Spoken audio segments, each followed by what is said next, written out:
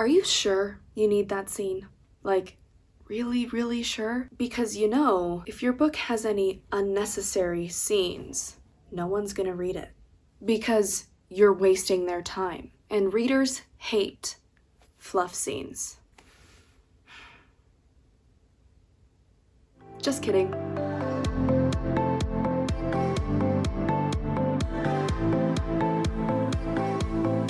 Before we dive into this, don't forget to subscribe. I have new videos every single Tuesday, all about how you can improve your writing. I also post writing tips and tricks on my Instagram, which is at Natalie C. Writing. It's right there. So please go check that out and follow if you want to see even more advice that will hopefully spark your creativity. Okay, so I used to believe this. I used to believe this with, like, really truly with my whole heart. Any scene that wasn't plot forward or advancing the plot was a scene that I got rid of because I was sure that fluff meant unimportant. For reasons that I'm about to tell you, I have long since abandoned this belief, but I was recently reading up on how to write good fight scenes and I came across this blog called Kingdom Pen. And don't get me wrong, this website and this article specifically have some pretty great advice, but there was something that kind of rubbed me the wrong way. Point 1 on their Fight Scenes 101 article was that every scene needs to advance the plot.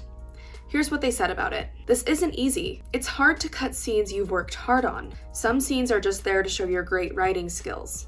Cut them. Some scenes don't exactly advance plot, but give great characterization moments, like showing a protagonist has awesome fighting skills. Cut it. Worst case scenario is the reader will put down your book because she's always losing the plot. Any scene that doesn't advance the plot needs to be cut. Okay, so I can see why some writers might think that way, and if that works for you, then great. There's definitely some truth to it. If the scene isn't important, I'll say it again, important, the reader will lose interest. But the reader isn't losing interest because they're always losing the plot. They're losing interest because they're always losing the character. I want you to imagine for a second that you're sitting on the train and a stranger comes by and sits next to you and decides to tell you how awful their day was. They tell you all about how this morning they got stood up for their coffee date and then they had to walk home and they got caught in a thunderstorm. You're like, oh my god, I'm so sorry. That sounds awful. And then you get off the train and you don't think about it again. Now, what if it was your best friend? You've known each other for decades, and you know that your best friend just got out of a 5-year relationship that ended pretty terribly, and so it's really hard for them to go on first dates. And on top of that, when they were little, they got locked out of the house during a thunderstorm and they were really scared. Now how do you feel? You're invested in your best friend. You care about them. So when you get off the train, you don't just go on with your life. You think about them. You wonder if they're gonna be okay. You wanna know what they're gonna do next. And you probably have an opinion on what might help them. So you want to talk to them more to see if they're going to do the right thing. Big difference. Here's the thing. Stories don't exist without people. We've been telling stories for 30,000 years, and in that entire history of storytelling and all of the humanity and culture where we find stories, only 6 conflicts have ever existed. Person versus person, person versus nature, person versus self, person versus society, person versus supernatural, and person versus technology. What do they all have in common? Person, not plot, not events, just person and conflict. Person versus. The only thing that will ever matter in your story is your character. I don't care what cool things are happening. I don't care what you put in the story to grab my attention. And your readers don't either. In Lord of the Rings, I don't care that there's this evil ring that has to be destroyed. I care about Frodo and Sam and Aragorn and Legolas. You care about the people, care about who's doing it, not what they're doing. And if you do care about what they're doing, you care about it because they're the ones doing it. You care about the thing because you care about the person who cares about the thing. So, to go back to the start of this video, if the scene is not important, the reader will lose interest. It's true. An unimportant scene is not interesting. It's not enticing. But what makes a scene important? You might be able to guess by now. I think the quote from earlier has one fatal flaw. The part when they said, some scenes don't exactly advance the plot, but give great characterization moments. Cut it.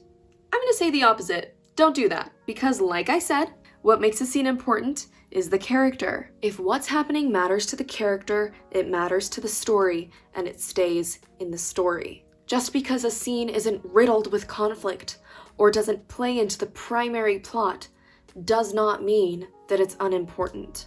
Here are a few questions to ask yourself to see if your scene is important and if it should stay in your novel. Number 1, does it teach the reader more about the character? You can do this in so many ways, and they're not all going to be ways that people consider important. In the grand scheme of things, a scene where your character helps an elderly person walk the groceries out to their car probably doesn't matter. It probably doesn't affect the overall plot. That elderly person just drives off into the sunset, and they don't cross paths again. But it sets the stage. It teaches the reader more about the character, and it shows why they should care about the character. Because of scenes like this, readers will think of your character more like a close friend. They'll be able to predict what your character will do. And this will create satisfaction for the reader because they know the character enough that they guess right, and they can predict what this person will do in certain circumstances. But it also creates even more satisfaction and emotional response when the reader can then see how the character's reaction has changed, how they're transforming, what they're learning. That ties into the theme, because maybe once or twice your reader will be wrong and they'll think, this character is different than they were at the start. It's so important to let your readers get to know your character. If the reader doesn't know or understand the character, there's literally no reason for them to keep reading. Period. Like, end of discussion, I could end this video. There's no point. Simple as that. Question 2. Does this scene allow the reader to see real life? In every single genre, every single plot, every single character arc, there's real life. It doesn't matter if your character is a superhero or a college student. Real life exists. If you haven't seen my videos on scenes and sequels, go check those out right here, because this is a great example of why you need both scenes and sequels, and especially sequels, in your story. Scenes are like this high point, but your characters and your readers can't ride this high forever. It's unsustainable. It's exhausting. Sequels bring everything back to earth, and they create contrast between the high intensity of the scenes and everything else that's going on. By real life, I mean anything mundane. If your character is going grocery shopping or doing laundry or driving to work, leave it in. Teach us about the character, show us why we care. It's relatable. It's real, it's authentic, it's grounding, and if you do it right, it's entertaining. Question 3. Does this scene build character relationships? In the Snyder Cut of the Justice League, there is a scene where Alfred, Batman's butler, is teaching Diana, Wonder Woman, how to make tea. Is this necessary? Nope. It's irrelevant to the bigger plot and to the other characters. In fact, both characters involved probably forget about it the next day. But it builds a little relationship between them, and it's endearing.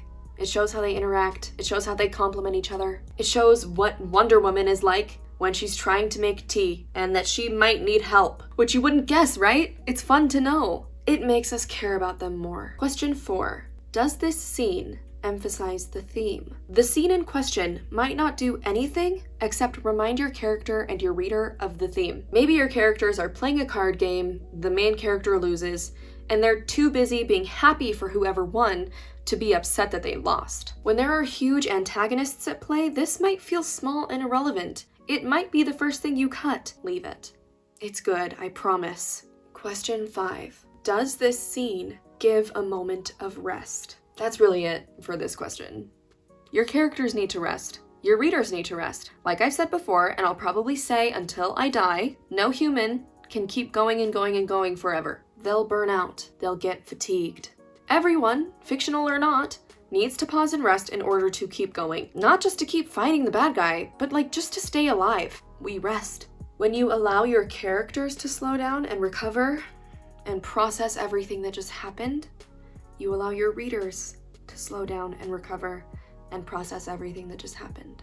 And there's a really cool thing that can happen in story when your reader and your character are on the same wavelength. They're connected, they're feeling the same thing, they're doing the same thing, they're going through the same thought processes and emotions.